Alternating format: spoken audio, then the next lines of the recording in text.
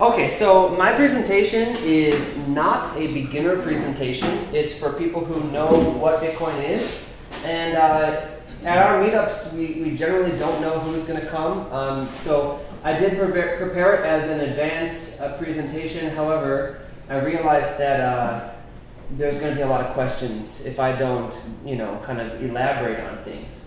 Also, this is kind of a crash course. There's going to be a lot of information, and a lot of it you probably won't understand, but whatever you can take from it, take it. And if you have any questions, as I said here, if you have any questions, don't be afraid to ask them, no matter how basic they are or how stupid they sound to you, because I'm still asking stupid questions about Bitcoin today. So yeah, I think it's part of growth and helps you understand things. So my presentation assumes that you know the basics about Bitcoin, and these are some things I consider to be basics. What is Bitcoin? If somebody you know comes to you and asks you these questions, can you answer the question? Okay. If you can, then I think that you're good to go. So moving forward with Bitcoin. So one of the criticisms that we hear, that I hear, is there's lots of digital currencies out there.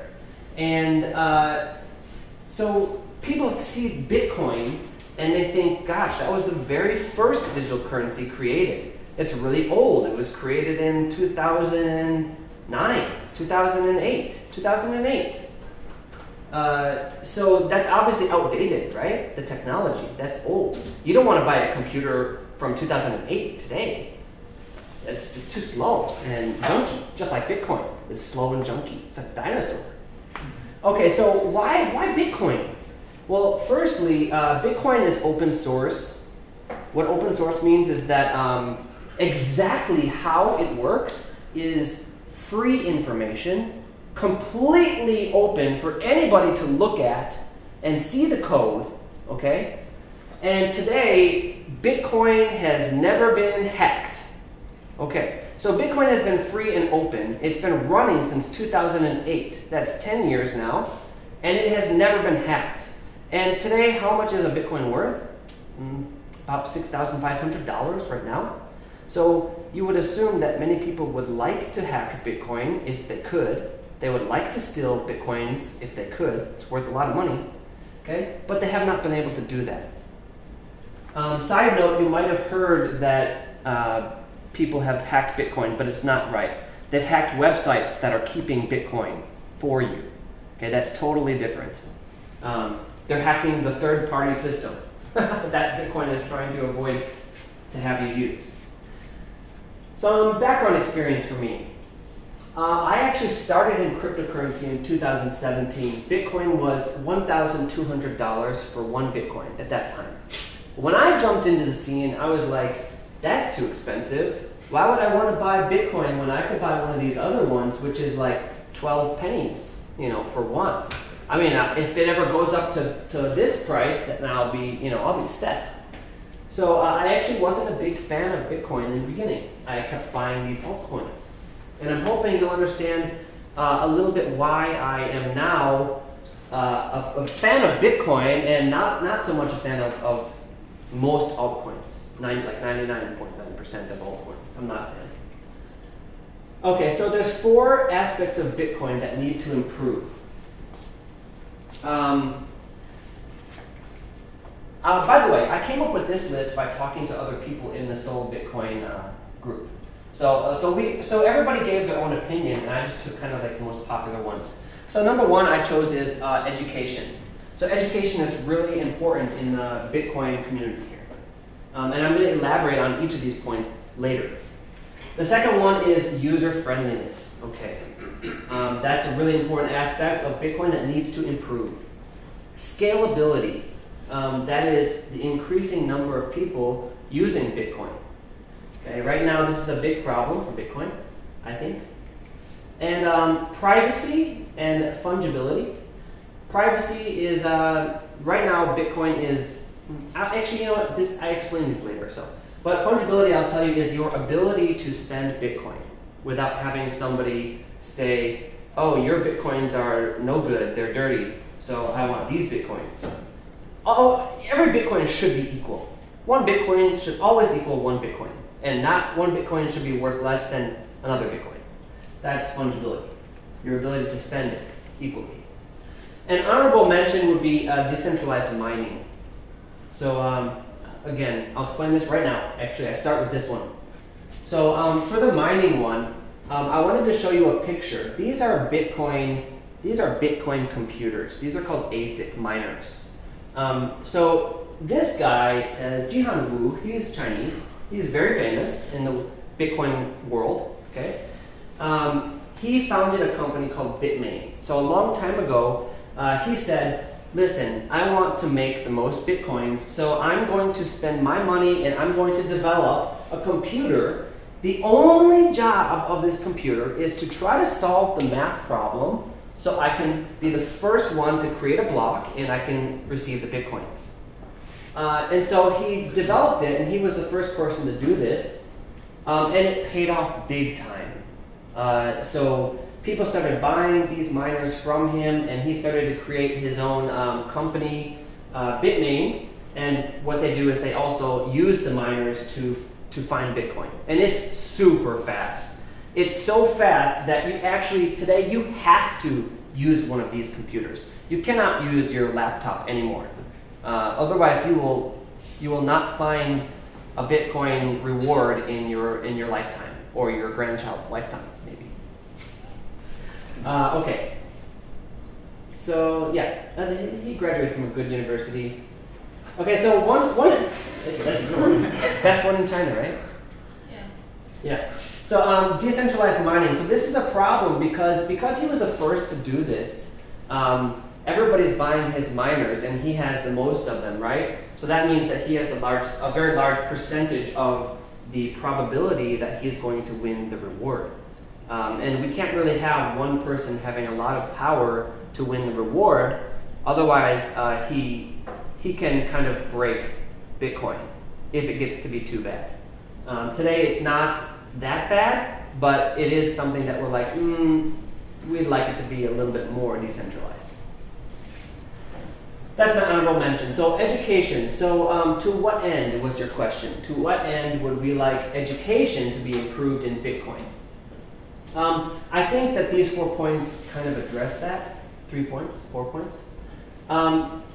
This is something that I go by. If it sounds too good to be true, then it probably is too good to be true. So that's one thing about education. So I said that because when you look at altcoins, they promise these really grandiose things like this altcoin is instant, and this altcoin is so fantastic. I don't know for what reason. Okay, because they have great marketing and fun pictures and colorful websites. They're great. But I think my mom told me this one, and it's still a good one to go by. A lack of education leads people into being in denial of some of the problems that exist with blockchain technology. Scalability is one, adoption is another, privacy is another, and application is another. So they're not willing to acknowledge some of the limitations. So all technology has limitations, things that it can do, things that it can't do, at least not right now. And but they're making promises that go beyond what the technology can do right now. So that's something. Some people are just over enthusiastic. So yeah, there's a lot of people I can think about who are over enthusiastic. Some people in the Bitcoin space, they say Bitcoin is the greatest, and Bitcoin can do this and this and this and this.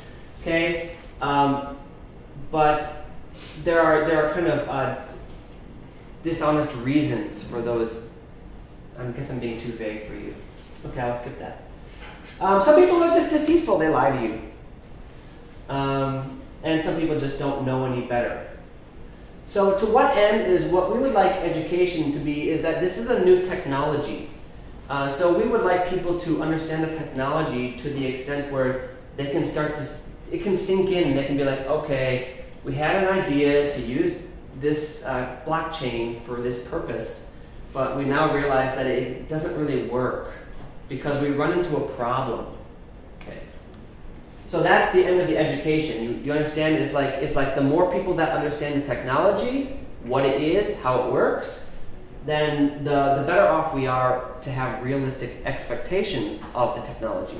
So at the point when we have realistic expectations, and you can listen to somebody who's saying, hey, this digital currency can do this and this and this and this, and generally the people in the room can say, no, it can't.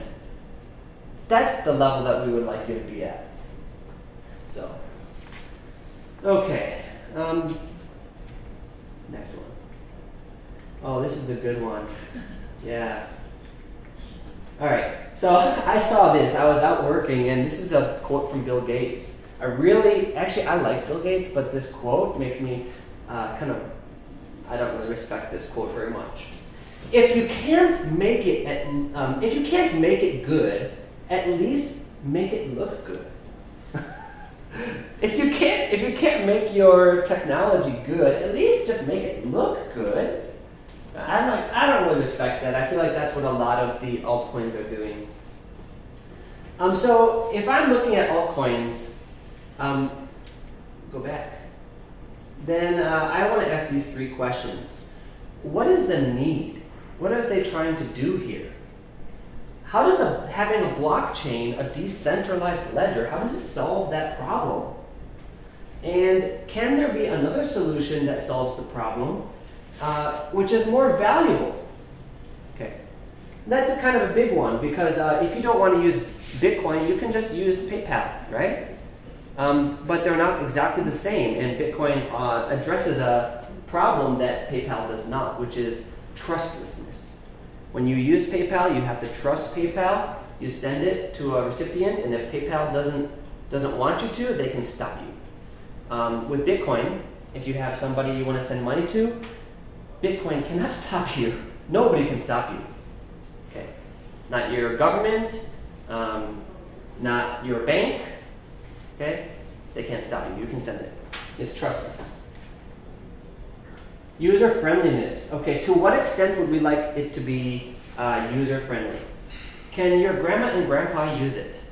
Can your grandma and grandpa use Bitcoin? Probably not, unless you buy it for them and send it to them. They can hold it in their hand, on their phone. So we would like it to be user friendly so that grandma and grandpa can use it. Does the software optimize the fees? So this is the problem. You get to choose your fees when you send your Bitcoin. And if you send a fee that's acceptable to the miner, they'd be like, ooh, that's a good fee. I'm going to put that into my block. But if you send a fee that they don't like because maybe somebody else, other people are sending higher fees, they're going to be like, yeah, okay, well, these are better. I want to make some money, so I'm going to choose these fees, these transactions. So if your software, when you're sending Bitcoin, if it doesn't let you choose what fees you want to send, then maybe you're paying too much to send your Bitcoin. Or maybe you're paying not enough. So you should have software that automatically chooses the best fee, the lowest best fee, to send to whoever you want to receive it.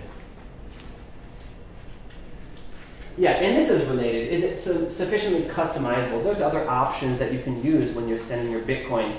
Does your software allow you to choose other options, or does it just say, only one button, send? Are the buttons and menus standard and user-friendly? So, we have this kind of standard. We know that the X means close it, and we know that the little square means make it bigger, those kinds of things. We know that the minus means put it down into the menu bar. So those are things everybody knows about. So is our software going to be user-friendly so that everything is using the same standard that everybody knows? Does it clearly communicate the actions and the risks? Currently, a Bitcoin transaction you are not able to take it back. If I send 10 Bitcoins to Ben, I accidentally click an extra 0, and I send him 100 Bitcoins, and I'm like, oh, darn it. Ben, I didn't actually mean to send you 100 Bitcoins. I wanted to send you only 10. Can you send me 90 Bitcoins back? Okay, so he's going to negotiate with me. He doesn't want to send 90 Bitcoins back to me. And there's nothing I can do about it. because Bitcoin is trustless. It doesn't go through a bank, doesn't go through anything. If you click send, your money's gone. There's some other things you could do, but you can't reverse the transaction. That's the main point. Okay, so does your software clearly communicate the actions? If you push send, does a little box pop up that says, this transaction that you are sending is this amount. Are you sure you want to send this amount? Yeah, that's the right. No, I don't want to send 100. Okay, you can change it. Bitcoin is trustless. Okay. So this is another thing about user friendliness. Bitcoin is trustless, but people might not trust themselves with it. So that's a part of user friendliness because you want to give people enough cushion, enough information so that they know the risks, so that they can feel comfortable controlling their own money, knowing that if they send it to an address that doesn't exist, their money is gone. Or if they send it to an address that they don't mean to, their money is gone. Software can actually help with all of these problems. These are user problems. Scalability. So to what extent do we want scalability to improve in Bitcoin? That's for this section. So when it began, it was just a couple guys. It slowly grows, and until you hopefully have, let's say, the whole world using Bitcoin. That's the ultimate goal with scalability, is we want the whole world to be able to use Bitcoin. Right now, that's not really possible. So how can we make that happen?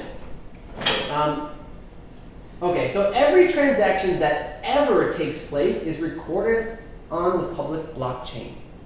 So the very first time the creator of Bitcoin sent some Bitcoin to another person, you can go on the blockchain today and you can see that transaction. It's public. Okay, the blockchain is public. So here's the blockchain. Here's all the computers. These are full nodes. They're not all miners, but maybe some of them are. These are full nodes. They're keeping track of the payments. Okay, scalability always comes with trade-offs. So if you say, well, let's see, I want to, actually let me just do all these. This is kind of helpful. So currently, like one block of Bitcoin is about the size of 1 megabyte. It's actually a little bit bigger than that because of some software upgrades, but let's just keep it at this one for now. One transaction is 600 bytes. So that puts it at about 4.4 to 7 transactions per second. If you do the math, that should be accurate because I copied this from the internet. I didn't do it myself. So Visa does 47,000 transactions per second. So you can kind of see that this is not good enough. So how can we have billions of people using Bitcoin if you can only have 4 to 7 transactions every second? That's not going to cut it. So we have to figure out a way for this to work. So what the developers do is they try to find a solution. But what we always find out is that if you try to improve Bitcoin, and let's say you try to say, oh, well, let's make it a block bigger. Let's have it hold more transactions. So the block is really big now, let's say. So if you do that, then there are other problems. Speed. Because every computer has to download the blocks that are sent out, so it takes a little bit longer. The blockchain gets bloated, which means it gets bigger and bigger really, really quickly. That's a problem. So, the limitations of this are still kind of being tested. They're developing technology to improve scalability, and they're testing it. And it is getting better. They're finding some great solutions, which we'll talk about later, but it's not able to support the full Earth, the billions of people. But here are some of the solutions. This is the Lightning Network currently being developed. This is running. I'm going to talk about this later. But what this allows us to do is, if I want to send some Bitcoins, I don't know, Ben, he's sitting right up front. If I want to send some Bitcoins to Ben here, what I'm going to do is I'm just going to open up some channel directly to Ben, connected directly to Ben, and I'm going to send him some stuff, and he's going to send me some stuff over a period of time. Maybe I'm paying him for some work that he's doing. And then once I get all of the work, I'm like, okay, we're done with our business. He says yes. Then we close that channel and we put it onto the blockchain, and we're both paid out the correct number of Bitcoins. So that's a scaling solution because all of our transactions don't go onto the blockchain. Only the first state, I have 100 Bitcoins and Ben has 0. And after he's finished with his work, the final state goes on there. Ben has now 1 Bitcoin and I have 99. Okay, I'm 1 Bitcoin. Okay, the last one, privacy and fungibility. So back to your question. So again, to what extent would you like privacy to be improved on Bitcoin? And fungibility, again, is your ability to use 1 Bitcoin any place that accepts Bitcoins. So, oh yeah, this is fun. Okay, so this is fun. Okay, so privacy is actually a big thing. Everybody who's using Bitcoin needs to have some level of privacy. If privacy is optional, I say, well, I want this transaction to be private, and everyone else is like, I don't care if mine's private. I'm just buying I'm buying a new TV. I don't care if anyone knows that. So then what you get is an equation where one person's transaction is private and everybody else is public.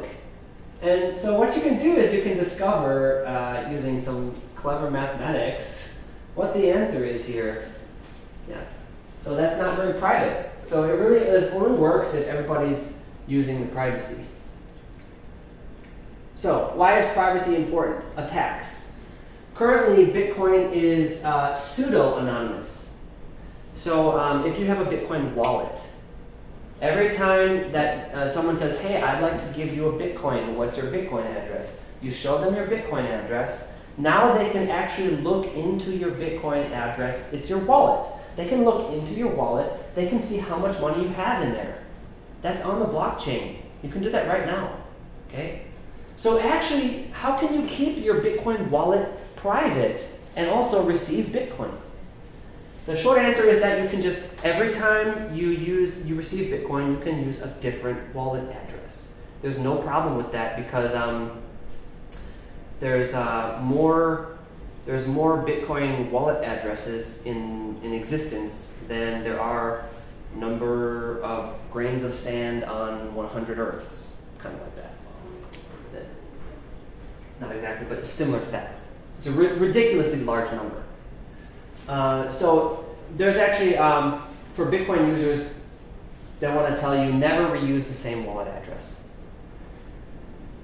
Okay, so if someone discovers how much money you have in your wallet, then maybe they want to take your dog, and they want to ransom your dog if you don't give them some of your money, because your money is public, they can catch you. Or maybe you don't want someone to know that you just bought, gosh, I can't think of a not creepy way to give this example. So okay, let's just say you bought your wife a secret birthday present, but she knows your Bitcoin wallet address. So she can just kind of jump on the blockchain and be like, hey, there's some money missing. You know, well, surprise, it's not a surprise anymore. That's not cool. All right, so that's a spending concern. And fungibility is, let's say that somewhere in the world, somebody wants to buy drugs. So they send a Bitcoin to the drug dealer, and they receive their drugs. Then later on, that drug dealer wants to buy some shampoo.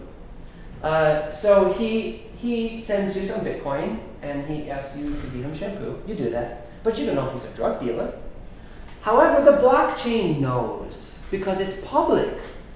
So now the government is angry because they see this drug dealer is receiving money and sending out money. So they want to say, okay, you know what? This drug dealer's wallet, this one is off limits. If you ever receive money from this drug dealer's wallet, then you are complicit in a crime, and you cannot, then you can get in trouble. So I'm going to take, so you can't accept these Bitcoins. So now you have to be careful about which Bitcoins you receive, right? Someone wants to spend a Bitcoin, and you have to say, wait, where does this Bitcoin come from? Has it ever touched a drug dealer's wallet? Okay, so this is a big problem with fungibility, with privacy. So it has to be private so that nobody can reject the Bitcoin due to where it's been before. Okay. Okay, so how is Bitcoin not private? So it's always private, actually, but the blockchain is public. So I can look up any wallet address that I find, but if you never tell me your wallet address, nobody can ever say that's yours. Or you can say, no, it's not mine.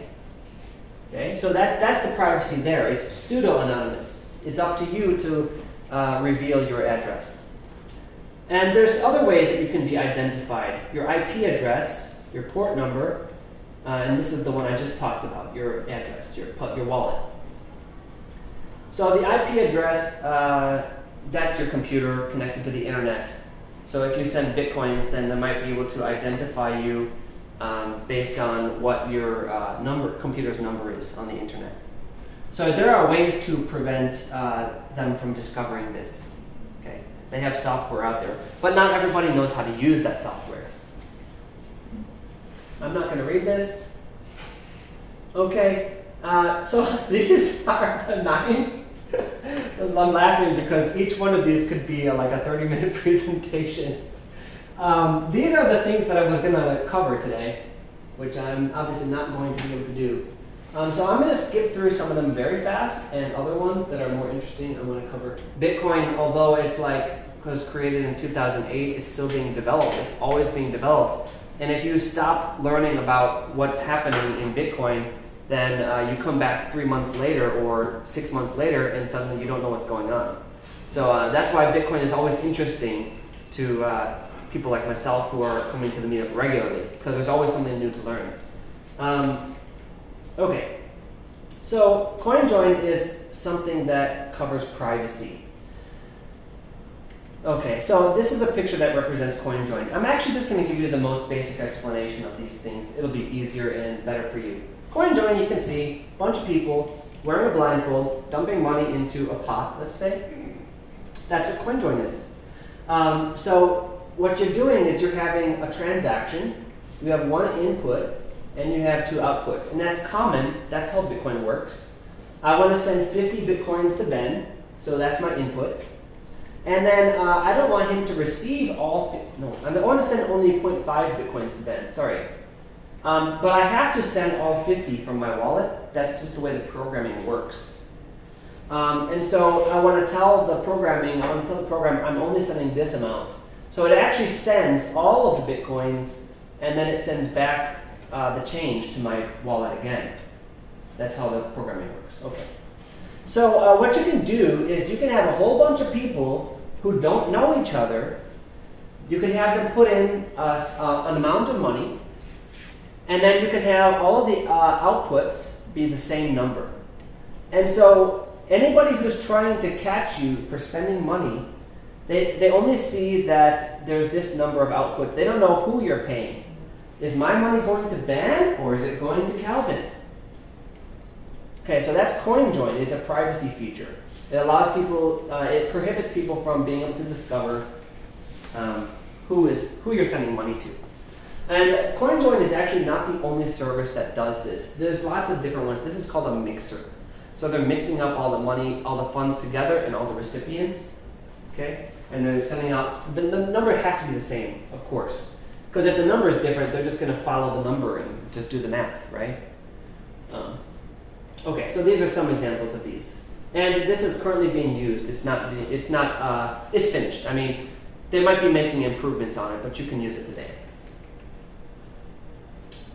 What is the negative of this? So the negative is that you have to communicate with people. Even though you don't know them, you still have to communicate with them some information. Sometimes if you're not careful, that information could be used to identify you, or that means that some people can identify you. One person could be malicious. Maybe Ben and Calvin and I want to do a CoinJoin together, but Ben is malicious. So what that means is Ben is like, I don't want Calvin and Chris to be able to spend money. So what he's going to do is he's going to put his money in, but then he's not going to use his digital signature. He's not going to sign it. So now we can't spend our money together because it's all in the same transaction. So it needs to kind of reset then. So that's just one con. Yeah. And when you do this, you still have to block your IP address. So you have to use special software. Otherwise, they might be able to identify your IP address. How vulnerable is this to man-in-the-middle attacks? Man-in-the-middle attacks? I've never actually used CoinJoin before. Does anybody else have an answer to that? You mean like it's the CoinJoin services monitoring you, or the matchmaker is monitoring you? Someone is monitoring you. I think it's only a problem if the matchmaker is recording who they're communicating with, as far as I know. I mean, man-in-the-middle attack in general is kind of a separate problem, right? Like you have to problem with any kind of protocol, but the way it's supposed to be designed is that doesn't really matter because you're communicating through Tor, so regardless, it's going to be anonymous. And then in the middle, it shouldn't be able to learn much from monitoring you. Man-in-the-middle, that's kind of solve the problem. If you have like a public key, because people can show their public key and you know who you're communicating with, and you can encrypt your communication, and then no third party can read what you're communicating. Does that answer your question? Because I didn't even know that answer to that question. Okay, so this is the next thing I want to talk about, compact blocks. So what is compact blocks? It's an efficiency improvement in Bitcoin, which helps the block propagation. So if you remember back to Calvin's slideshow here, he's got a bunch of computers that are sending the transaction. Okay. So compact blocks allow the transactions to be sent more quickly and received more quickly. This is really good. It helps mining centralization because it allows the person who has a few number of miners to receive transactions very quickly and have a better advantage for trying to find the solution to the puzzle. Okay, so this is a little diagram here. So this is what's happening. There's a lot of talking going on between the transmitting node, who is sending the transaction information, and the receiving node. Okay, so he starts off, he's got the block, and he says, "You want this?" "Yeah, I want it." "Okay, here you go." And now he's downloading, and now it's finished. And it takes us some amount of time. So what compact blocks does is it reduces the amount of bandwidth that's necessary to send and receive new blocks to other nodes. It does this because it shares some information with the other node, the memory pool. That's where all the transactions are sitting and waiting to be taken. What it's doing is it's sending only basically something like a block header. If you don't understand this, I'm just going through it. It's not a big deal. It's not vital for you to understand. But it's sending the block header, and then they're reconstructing the contents of the block, what's inside. It's reconstructing the transactions inside, it's able to do that much faster because it already has a lot of information. And if there's any information that's missing, then it can communicate with the sender, and it can receive only the information that's missing. So, yes, I'm not going to cover this. That's kind of complicated. Oh, and by the way, I forgot to put here, it's in use. So this is already in Bitcoin. It's already an improvement that's been implemented. So Dandelion.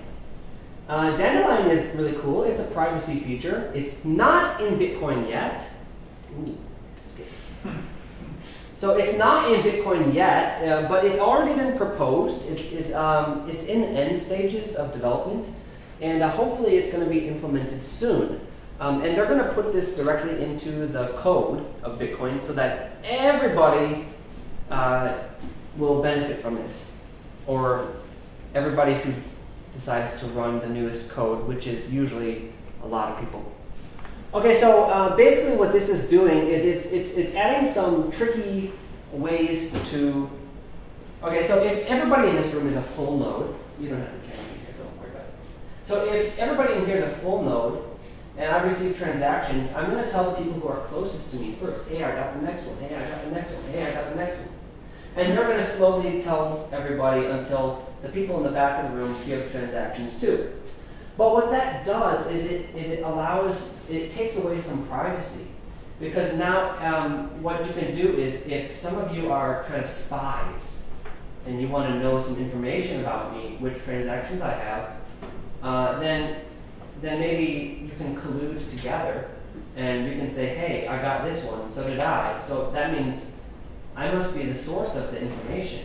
So now you can kind of say, well, the person who sent this transaction lives in this country or this city. So maybe that's a privacy violation of yours. So this is actually some tricky features. What it does is basically it improves privacy by hiding the identity of the person who's sending. And Tor does the exact same thing, but Tor is not included in the Bitcoin code. So if you don't know how to use Tor, then you're out of luck. You don't have the privacy. But Dandelion is a benefit because it's lightweight, which means the code is not really heavy, or the code is it's not tons of code. Okay, it doesn't have a huge impact, so it can be implemented fairly easy. And yeah, I could explain the diagram here, but basically it has two phases. This phase is sending your transaction without revealing your transaction. And this phase is revealing your transaction. So what you're doing is, this is you. So you're going through a process where your transaction is being secretly sent, and then it's finally being revealed when you're not that close anymore. And this is a random process. It's not always 4. Could be 3, could be 2, could be 5, or whatever. And then from here, it's revealed based on a random indicator, and then it's sent out to the surrounding nodes.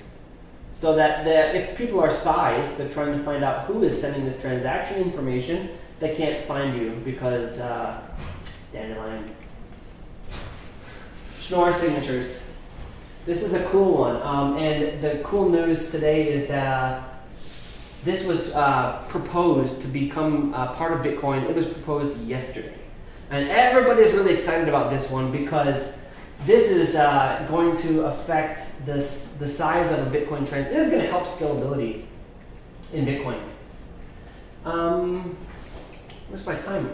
15 minutes left, 14. Oh, well, I'm glad I get to cover Schnorr because this is one that everyone's really excited about. And hopefully it won't take too long for this to go through and be approved and get put into Bitcoin.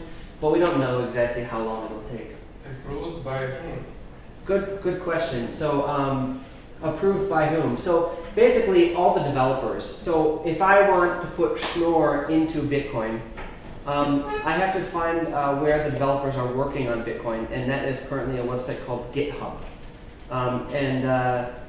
GitHub is open source, so if you have the knowledge, you can actually join GitHub, and you can also work on Bitcoin. So what you do is you put in a request, and you say, I want to change this, and then you send it out. And then everybody has a chance to review it, kind of like the scientific peer review process. They get to read what you wrote, and they can say, this is a little bit not right, this is good, And basically, it goes through this cycle where everybody gets to review it until everybody is saying, yeah, that's great, let's put it in. And then once it gets through the process where there's no technical complaints about it, it's like there's no problems with it, it's not going to ruin Bitcoin, then there are some people who have control of they maintain the Bitcoin code. They have control over that, and they're able to input it in there. So yeah, that leads to other questions. If you have any more questions about that, go ahead and feel free to ask them when you have them. But Schnorr Signatures, signature. This is the digital signature I was telling you before, and this is how it works currently in Bitcoin. So this is a single transaction. I want to send Bitcoin to Calvin. So I send him 1 Bitcoin, and I sign the transaction. That's one example. Another example is let's just say I have 3 different wallets that have Bitcoin, and I want to send Calvin 1 Bitcoin, but it has to come from 3 different wallets. Let's just say that for my example. I have to provide 3 different signatures for that. And all of those have to go into the blockchain. So what Schnorr does is it allows you to, I'm going to use the word add, but it's technically not correct because you can't really add things that aren't numbers, but we use the word aggregate. So you put them all together, and what I can do is I can add up my digital signatures for these wallets into make one signature so that I'm able to approve the transaction using just one signature. This is a really big deal because a signature takes up a lot of space in the blockchain. So when you have a block, the signature actually takes up a whole lot of space, especially if you're sending one of these transactions and you got to provide 3 signatures in one transaction. So reducing the amount here is a scalability benefit and an efficiency benefit. And there are more benefits to Schnorr because it's very simple. It's a cryptography, let's see. I'll just read it here. It's a simple and efficient digital signature scheme that uses cryptography to create short signatures. So it's also easy to verify. It's easy to check. Okay. So it also helps your privacy because let's say that you use something like CoinJoin that I described earlier, where you're kind of putting in money with a bunch of strangers. Well, if you use CoinJoin, you can also put your money into the transaction with a bunch of strangers, and then you can add up the digital signatures of you and all the strangers together to create one digital signature which will verify the transactions. And nobody who's looking at this can tell the difference between if it's one person here or if it's many people. So nobody can learn the answer to that. That helps in your privacy. I'm gonna just move on from there. So one thing I want to add is that signature aggregation is not in the current BIP because it requires more changes than just adding Schnorr signatures. So those, so there are kind of there are lots of small advantages to Schnorr signatures, but the signature aggregation is a big one. But that is gonna probably make it eventually, but not yet. So. Yeah, as I said, this was put out yesterday, and I actually didn't read the official proposal, but obviously somebody did read the official proposal and recognized that this was not included in there. Yeah. That's disappointing, I didn't know that. But yeah, no, there are other benefits. It is more efficient to still verify, so it still makes the process faster. Okay, there's the pros. Okay, I'll just tell you the con. So I'm going to skip the pros. The con is that because this is going to be put into the code as a soft fork, that means that you only use this if you download the newest version of the program. If you're using an old program of Bitcoin, your Bitcoin is still fine. You can still spend it. You can still receive it. That's no problem. But you will not be using Schnorr signatures, so your transactions they're not going to be as cool, basically. Not everyone has to use it. You're not forcing everyone to use it. So that means that the blockchain doesn't fully benefit from the advantages of having a Schnorr signature scheme. Confidential transactions. I think I will not. This is so cool, though. 8 minutes left. Yeah, so confidential transactions.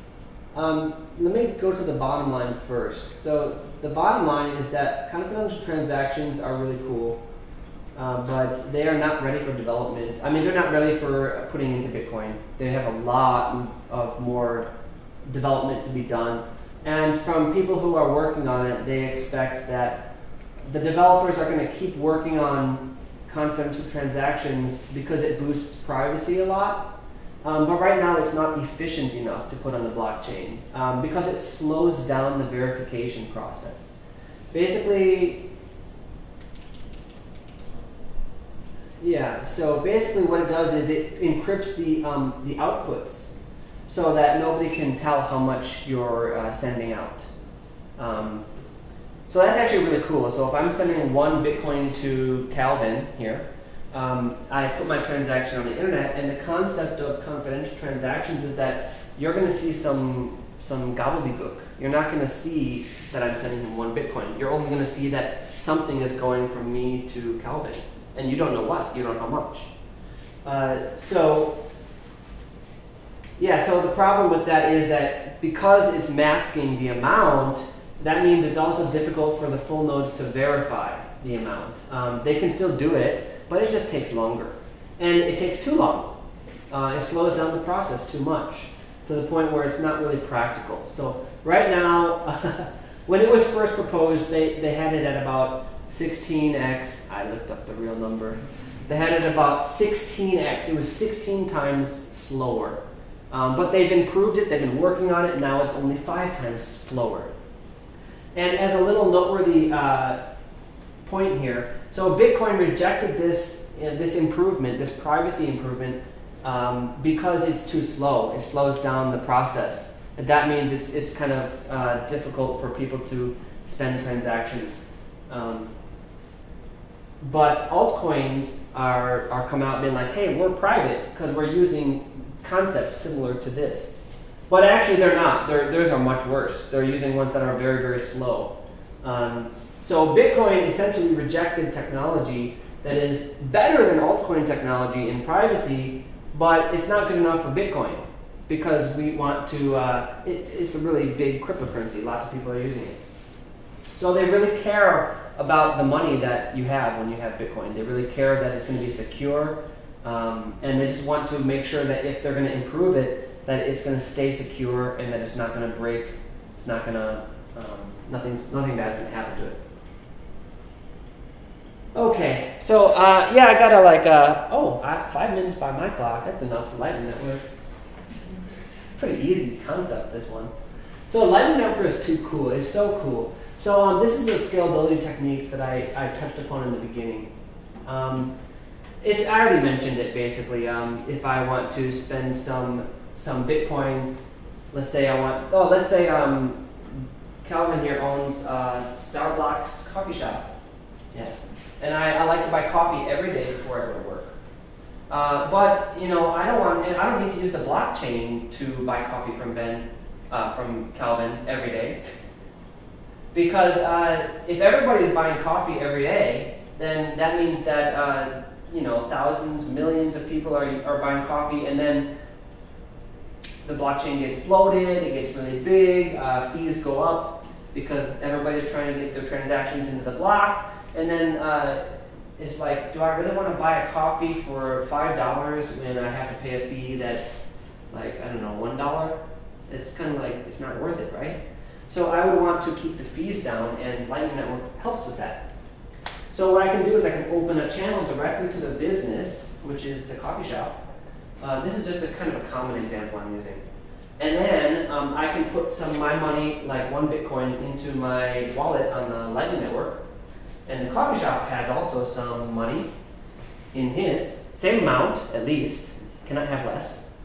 Okay, and then I can just, every time I buy coffee, I can send the coffee shop a little bit more of my Bitcoin until I run out and I have to refill. That's the general concept behind it. So it improves scalability. It also allows you to use the transactions in different situations. So not just for coffee, right?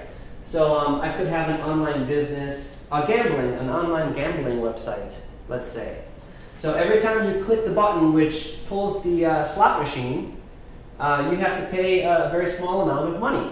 Like let's say 0.5 of 1 penny. Okay? It's a very small amount of money, half of a penny. Every time you pull the slot machine, you pay half of a penny. And so we can use the Lightning Network to do stuff like that if you program the app. Now that's just one kind of idea. There's lots of different ones. It doesn't have to be gambling. I'm going to skip that example. It's very fast. Okay, it improves privacy as well because I'm connected directly to the coffee shop, and possibly my payment. Let's say my friend Ben here is connected to the coffee shop, and I got a channel open with Ben. I can send my money through Ben and it goes to the coffee shop. When the coffee shop receives the money, well, basically nobody can spy on me. Nobody can discover that the money came from me, unless they look at my computer, I'm guessing. Okay, so the cons. So there's lots of cons, but the cons are basically because it's in the early stages of development. So you can actually go online right now and you can download the Lightning mainnet and you can run your own node and you can connect directly to me, for example, and you can send me some of your Bitcoin using Lightning Network. That's possible right now. It's really cool. But you know, that goes back to user friendliness. It's not very user friendly right now. It's not very strongly developed yet. But I mean, everybody's working on this because everybody is so excited about the technology, what it does. So it's going to take some time for the Lightning Network to be developed enough where it's not like grandma can use it. But so that's where all the negatives are coming from. Let's see. Oh yeah, must be online to receive payments if you're a business. And it's not as secure as a Bitcoin's blockchain. So you don't want to put 10 Bitcoins into your Lightning wallet. You would only want to put smaller amounts.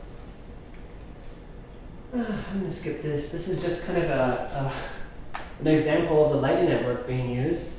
Okay, they're clicking some buttons to pay some tip money.